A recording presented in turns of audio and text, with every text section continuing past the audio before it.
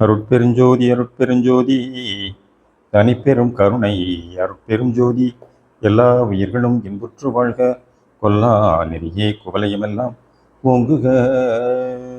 திருவருட்பிரகாச வள்ளல் பெருமான் இந்த உலகிற்கு வகுத்தளித்த சன்மார்க்க நெறியினை தமது நூல்கள் வாயிலாகவும் சொற்பொழிவுகள் வாயிலாகவும் சன்மார்க்க உலகத்திற்கு எடுத்து உரைத்தவர்தான் திண்டுக்கல் சுவாமி சரவணானந்தா அவர்கள் தயா விளக்கமாலி என்ற ஒரு பதிகத்திற்கு அற்புதமாக சொற்பொழிவாற்றியல் கூறுகின்றார்கள்.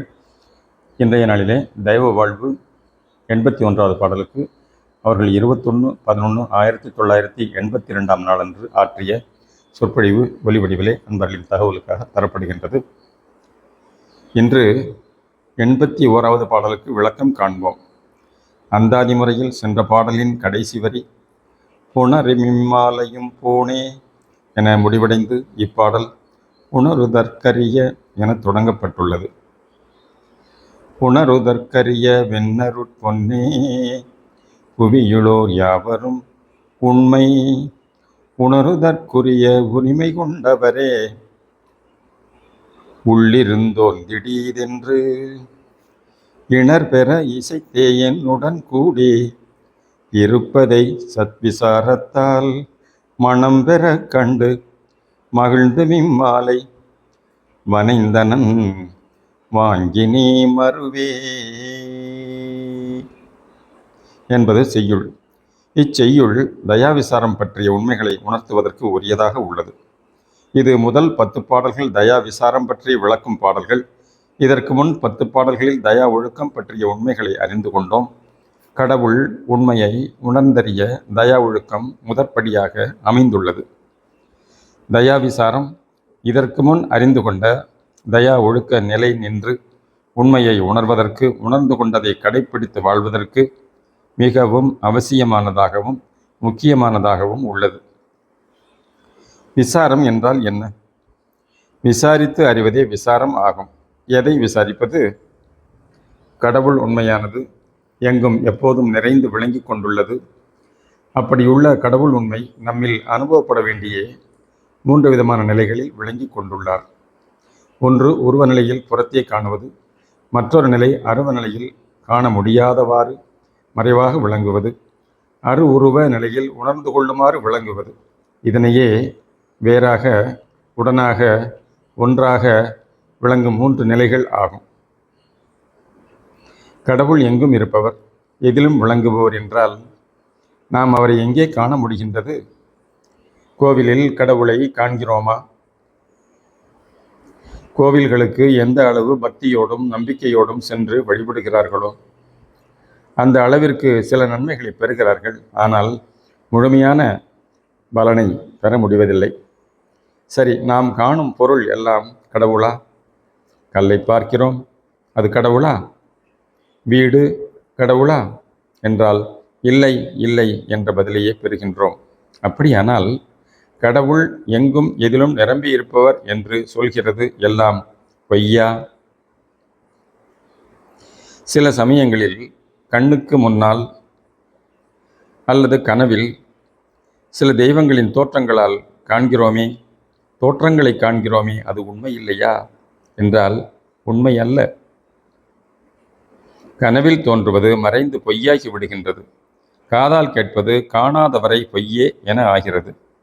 இதனாலேயே கண்ணால் காண்பதும் பொய், காதால் கேட்பதும் பொய், தீர விசாரித்து அறிவதே மெய் என்ற வாக்கும் ஏற்பட்டுள்ளது. இங்குதான் சத்விசாரம் தேவைப்படுகின்றது. ஒரு வண்டை பார்க்கிறோம், அதன் புற தோற்றத்தை மட்டுமே நோக்கும்போது அது வண்டாகத்தான் தோன்றுகிறது. வண்டின் அகத்தை விளங்குவது எது? அது எங்கும் நிறை அருள் ஒளியேயாகும்.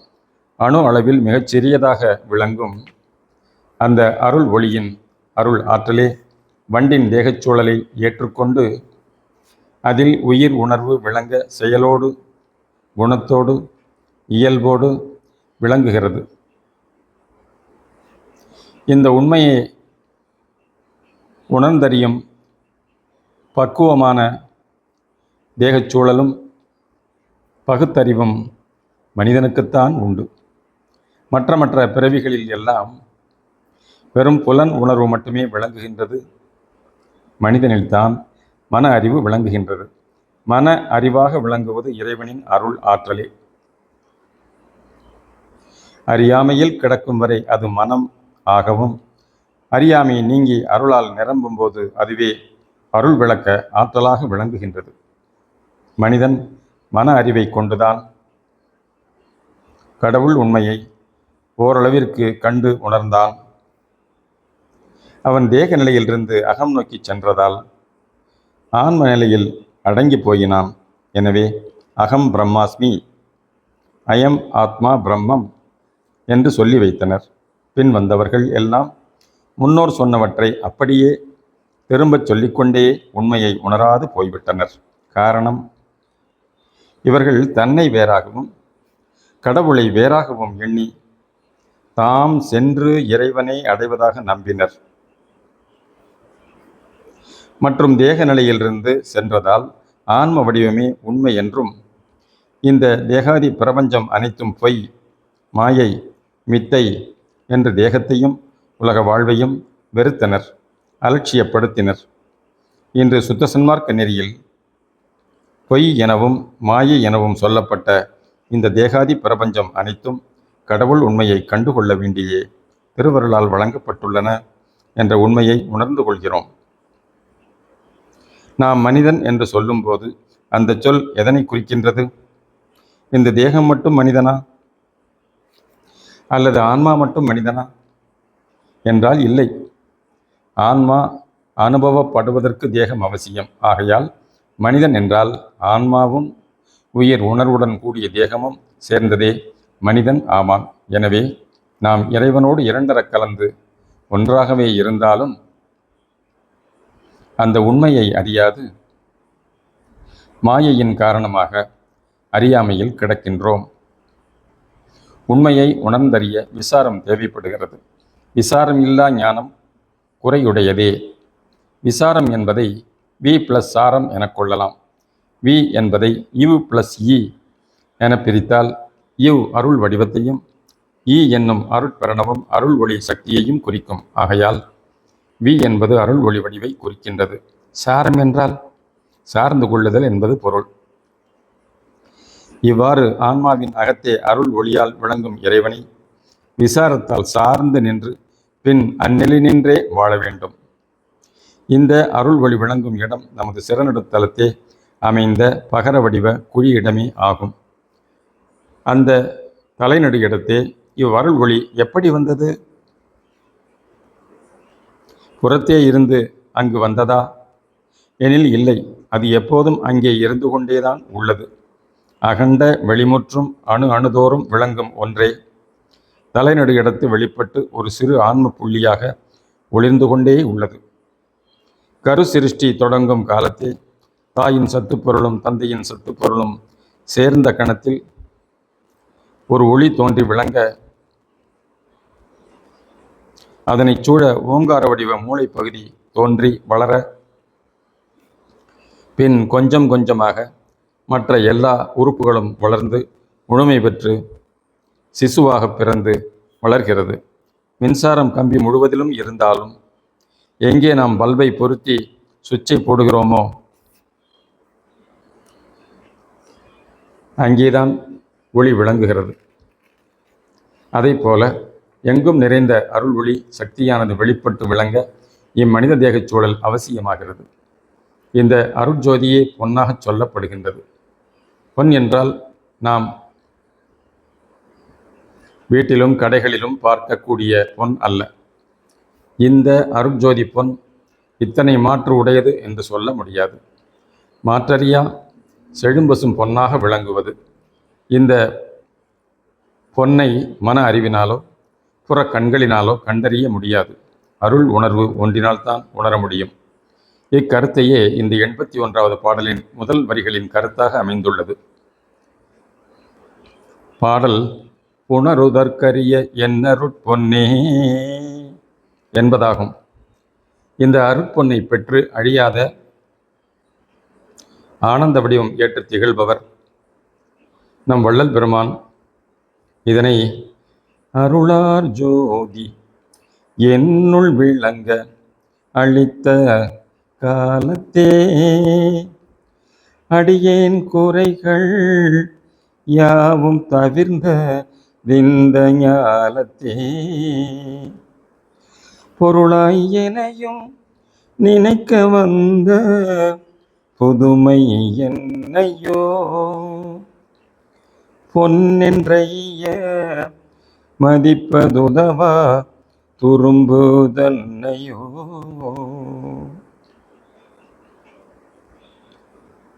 மெய்யருள் வியப்பு என்னும் தலைப்பில் அமைந்துள்ள அருட்பாடலால் அறிகின்றோம். அருட்ஜோதி பொன்னுக்கு முன் மற்ற பொன் எல்லாம் எதற்கும் உதவா துரும்பு என்று சொல்லப்படுகின்றது. இந்த அருட்பொன்னே அருள் ஒளியாக, தயவு ஒளியாக நமது சிறநடு தலத்தை விளங்குவது ஆகும். சிறநடு இடத்தே பகர வடிவ பீடத்தின் மேற்பகுதியில் இலிங்க வடிவில் அமைந்துள்ள வெற்றிடத்தே வெளியிடத்தே தான் இந்த அருள் ஒளி விளங்கி கொண்டுள்ளது. வள்ளல் பெருமான் அருட்பெரும் ஜோதியாக போற்றியதும் மற்ற ஞானியர் யோகியர் எல்லாம் கண்டு போற்றிய பல்வேறு தெய்வங்களாகவும் அவற்றின் கற்பனை பெயர்களாகவும் விளங்கி கொண்டுள்ளதும் இந்த அருள் ஒளி ஒன்றே. இந்த அருள் ஒளி இன்னும் எத்தனையோ கற்பனைகளுக்கும் எண்ணங்களுக்கும் இடங்கொடுப்பதாகவும் உள்ளது. அகம் ஒளிர் அருள் ஒளி நிலையானதாக நித்தியமாக விளங்கி கொண்டிருக்க, புறத்தே யாவும் அனந்த வண்ண வேத தோற்றங்களோடு தோன்றியும் மறைந்து கொண்டேயும் உள்ளது. இவ்வாறு உள்ள கடவுள் தன்மையை உணர்ந்து கடவுள் நிலையை அடைவதற்காக எத்தனையோ ஞானியரும் யோகியரும் பல மார்க்கங்களை வகுத்து தந்தனர். அக உண்மையை வெளிப்படுத்த ஆலயங்கள், தெய்வ வழிபாட்டு முறைகள் எல்லாம் ஏற்படுத்தி தந்தனர். ஆனால் அவையெல்லாம் ஒரு சில பயன்களை தந்தனவே ஒழிய முழுமையான உண்மையை உணர்த்தவில்லை. எனவே ஸ்தல தீர்த்த ஆலய வழிபாடு எல்லாம் நம்மை புறத்திலேயே நிறுத்தி விடுகின்றன. காரணம் சத்விசாரம் இல்லாமையே. விசாரம் என்றால் துக்கம் என்றும் சொல்லுவர். இங்கு துக்கம் நமக்கு தேவையில்லை. அந்த துக்கம் துன்பம் ஒழிவதற்கே நமக்கு விசாரம் உதவுகின்றது. இந்த விசாரம்தான் நம்மை தயாநிலைக்கு ஏற்றுவது என்பதை விசாரம் அதற்கு விசாரமே வேண்டும், விசாரம் தயாநிலை மேற்று என்னும் தயவு குரலால் அறிகிறோம். புவியிலோர் யாவரும் உண்மை உணர்வதற்குரிய உரிமை கொண்டவரே உள்ளிருந்தோர்ந்திடீதென்று எனும் வரிகளால் கடவுள் உண்மையை உணர்ந்து கொள்வதற்கு இப்புவியில் வாழும் அனைவருமே உரிமை கொண்டவர்கள் ஆவர். ஆனால் இதனை புறத்திருந்து எவ்வளவு முயன்றாலும் அறிய முடியாது. அகமிருந்தே உணரப்பட வேண்டும் என்பதை உள்ளிருந்தோர்ந்திடீதென்று என்னும் வரிகளால் அறிகிறோம். இதனை உள்ளிருந்து ஓர்ந்திடு ஈதென்று என்று பிரித்து படித்தல் வேண்டும். அகநிலையில் அருளாக இருந்து உணர்த்துவதும் அதுவே நாம சூழ்ந்து உணர்வதும் ஒன்றேயாகும். அருள் நம்மை அக ஆன்ம நிலையில் கொண்டு சேர்ப்பது ஆகும். அருள் என்பதில் உடல், உயிர், உணர்வு, உள்ளொளியாக விளங்குகின்றது. அந்த ஒளி நிலையிலிருந்து விரிந்து வாழ உதவுவது தயவு. என்பது உள் ஒளிநிலை, என்பது உயிர் உணர்வு, என்பது உடல் உலகம் எல்லாமாக விளங்குவது ஆகும். உண்மை உணரப்படாத வரை நாம் வேறு இறைவன் வேறு என எண்ணியிருந்ததை விடுத்து விசாரத்தால் நாமும் இறைவனும் ஒன்றாகவே விளங்குவதை அறிதல், மேலும் மன ஓர்மையோடு புருவ நடுவிருந்து உள் ஒளியையே எண்ணி உயிர் உணர்வாக ஆற்றலாக விளங்கும் தன்மையை உடனாய் இருப்பதை கண்டுகொள்ளுதல், பின் தலைநடு இடத்தே ஒளிரும் ஒன்றாய் விளங்கும் அருள் ஒளியை அடைந்து அங்கிருந்து தயவு செயலோடு வாழ்தல் வேண்டும். இவ்வாறு வேறாய் உடனாய் ஒன்றாய் விளங்கும் அருட்பெரும் ஜோதியை, தயாபெரும் ஜோதியை அறிதல், காண்டல், அடைதல் என்னும் நிலைகளில் அடைந்து வாழ்வதே மெய்யான வாழ்வு ஆகும். சத்விசாரத்தால் கண்டு உணர்ந்து அடைந்துவிட்ட நிலையில் தயா ஒழுக்கத்தோடு வாழ்தல் அவசியமாகின்றது. தயா ஒழுக்கம் முதற்படி என்றால் சத்விசாரம் இரண்டாவது படி. ஒவ்வொரு படியாக மேலேறிச் சென்றால்தான் சிறப்பு. அப்படி அல்லாமல் முதற்படியை விட்டு இரண்டாம் படியில் கால் வைத்தால் மேலே ஏற முடியாது, தடுமாறி விழ நேரிடும். உண்மை நெறியில் வள்ளல் பெருமான் இந்திரிய, கரண, ஜீவ, ஆன்ம ஒழுக்கம் என 4 நிலைகளை விளக்கியுள்ளார். அந்த 4ம் தயவோடு கூடிய இந்திரிய ஒழுக்கம், தயவோடு கூடிய கரண ஒழுக்கம், தயவோடு கூடிய ஜீவ ஒழுக்கம், தயவோடு கூடிய ஆன்ம ஒழுக்கமாக இருத்தல் வேண்டும். நினைப்பு மறப்பு அற்ற சுத்த அருள் உணர்வு நிலையில் எந்த ஒரு சிறு செயல் செய்தாலும் அது அந்த தயவு ஒளியின் ஆற்றலாக செயல்படுவதை உணர்தல் வேண்டும். இதனை வள்ளல் பெருமான் கையறவிலாது நடு கண்புருவ பூட்டு கண்டுகளி கொண்டு தீரந்து உண்டு நடு நாட்டு ஐயர் மிக உய்யும் வகை அப்பர் விளையாட்டு ஆடுவதென்றே மறைகள் பாடுவது பாட்டு என்னும் அருட்பாவினால் விளக்குகிறார். இணர் பெற விசைத்தே என்னுடன் கூடி இருப்பதை சத் விசாரத்தால் மனம் பெற கண்டு மகிழ்ந்து இம் மாலை வனைந்தனன் வாங்கி நீ மறுவே. மனம் என்பது வாசனை. ஒரு மலர் அரும்பாக இருக்கும் போது அதிலுள்ள மனமும் தேனும் வெளிப்படுவதில்லை. அந்த அரும்பு மொட்டாகி மலரும் போதுதான் அதிலிருந்து மனம் வெளிப்பட்டு எங்கும் பரவுகின்றது. அம்மலரில் உள்ள தேனை அழிகள், வண்டுகள் வந்து உண்டு மகிழ்கின்றன. அந்த மலர் ஒரு தாமரை எனக் கொள்வோம். தாமரை எப்போது மலரும்? வான்வெளியில் கதிரவன் தோன்றினால் தாமரை மலரும். நமது ஆன்மாவும் ஒரு தாமரை மலர் போன்றதே. அம்மலர் அரும்பாகி மொட்டாகி உள்ளது. அது மலர வேண்டுமானால் அகவான் வெளியாகிய சிதாகாசம், ஞானாகாசத்தில் அருட்ஜோதியாகிய கதிரவன் உதிக்க வேண்டும், அருட்ஜோதி தோன்ற வேண்டும் என்றால் அது அகவான் வெளியில் எங்கே தோன்றி எங்கே மறைகிறது என எண்ணத் தோன்றும். புறவான் வெளியிலும் கூட சூரியன் ஓரிடத்திலேயே தான் உள்ளது. பூமியின் சுழற்சி வேகத்தால் சூரியன் மறைவதும் தோன்றுவதும் போல் தெரிகின்றது. அகத்தே அருட்ஜோதி எப்போதும் எந்த காலத்தும் விளங்கி கொண்டேதான் உள்ளது. ஒரு ஆன்மா அருட்பக்குவம் அடைந்தபோது அகத்தே அருட்ஜோதியும் வெளிப்பட ஆன்ம மலர் மலர்கின்றது. ஆன்ம மலரிலிருந்து பசுங்கற்பூர மனம் பரவுகின்றது. அருள் அமுதமாகிய தேனை இந்த தேகமாகிய வண்டு உண்டு அழியா வடிவம் ஏற்கிறது. இவ்வாறு பசுங்கற்பூர மனமும் அழியாத அருட்பிரகாச வடிவும் ஏற்று விளங்குபவர் வள்ளல் பெருமான் ஒருவரே. அவர் தாம் பெற்ற இந்த ஒப்பற்ற நிலையை ஒவ்வொரு ஆன்மாவும் பெற வேண்டியே உள்ளிருந்து உதவி கொண்டுள்ளார். அவ்வாறு நமது ஆன்மாவில் அருளால் உணர்த்தப்படுவதை சுத்த சத்விசாரத்தால் உணர்ந்து அதனை பிறரும் அறிந்து ஏற்குமாறு ஒரு மாலையாக தொடுத்தேன். இதனை நீ ஏற்று அருள் புரிவாயாக என வேண்டப்படுகிறது. புற உலகில் நாம் சத்விசாரம் செய்யவும் தெய்வ வழிபாடு நடத்தவும் சின்மயபுரத்தில் ஒரு தெய்வ ஆலயம் கிடைக்கப் பெற்றுள்ளோம். இது பிற ஆலயங்களை போன்றது அல்ல. இது தயவு ஆலயம். இங்கு பிரிவினைகள், வேற்றுமைகளுக்கு இடமில்லை. வெறுப்பிற்கும் கோபத்திற்கும் இடமில்லை. தயவு ஆலயத்தில் நடைபெற வேண்டிய பிரார்த்தனைகளும் வழிபாடுகளும் அங்கேதான் நடைபெற வேண்டும். ஆலயத்தில் சென்று இறைவனை வழிபடுதல் என்று ஏன் வைத்துள்ளார்கள்? பிற இடங்களிலோ வீடுகளிலோ வணங்கலாமே. ஆனால் ஆலயம் சென்று வழிபடுவதில் பயன் உண்டு. தயவு ஆலயத்தில் எல்லோரும் சமமாகவே எண்ணப்பட வேண்டும். அறியாமையின் காரணமாக சிலர் தவறுகள் செய்யலாம். அதனால் அவர்களை வெறுத்து ஒதுக்கிவிடக்கூடாது. அவர்களையும் அன்பால் தயவால் திருத்துவதற்கு முயற்சிகள் செய்தல் வேண்டும். அன்பாக எடுத்துச் சொல்ல வேண்டும்.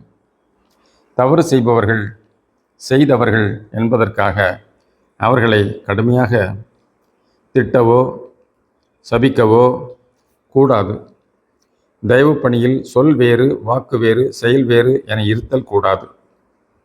நம்மை நாடி வந்தவர்கள் தீயவர் ஆயினும் அவர்களை திருத்தவே முயல வேண்டும். விட்டுவிடக்கூடாது. விட்டுவிட்டால் அவர்கள் மேலும் கெட்டவர்களாகி பயனற்று போய்விடுவர். இறைவனின் சன்னதியில் கொலைகாரன் ஆனாலும் எவ்வளவு பாவியானாலும் இடம் உண்டு. எல்லா தீமைகளையும் பொறுத்து கொண்டு நன்மையே வழங்குபவர் பரம்பொருள். செய்தாலும் தீமையெல்லாம் பொறுத்தருள்வான் பொதுவில் திருநடஞ்சை பெருங்கருணை திறத்தான் என்பர். எவ்வளவு கொடியவன் ஆனாலும் அவனையும் இறைவன் வாழ்விக்கின்றார். ஏனென்றால் அவன் இன்று இல்லாவிட்டால் நாளை அல்லது இன்னும் சில நாள், சில பிறவிகளில் ஆவது அவன் திருந்தியே தீருவான். உலகில் கெட்டவர்கள் எவ்வளவோ தீமைகளை பிறருக்கு செய்கின்றனரே, அவர்களையெல்லாம் இறைவன் உடனே தண்டிக்கவில்லையே, நன்றாக வாழ்கிறார்களே என எண்ணலாம். அவர்கள் செய்யும் தீய செயல்களே அவர்களுக்கு தண்டனையாக மாறும். எனவே நாம் அவர்களுக்கும் நன்மையை செய்து வரல் வேண்டும். முற்காலத்தில் முனிவர்கள் கோபம் வந்தால் சபித்து விடுவர், சாம்பலாகி விடுவர், சாபத்துக்கு ஆளானவர். ஒரு ஞானியாக மதிக்கப்பட்டவர், கருதப்பட்டவர் பாவிகள் என்று என் பாதங்களை தொட்டு வணங்கியதால் என் உடலில் கருப்பு புள்ளிகள் உண்டாகிவிட்டன என்று கூறியுள்ளார். அப்படி சொல்லுவது தவறு.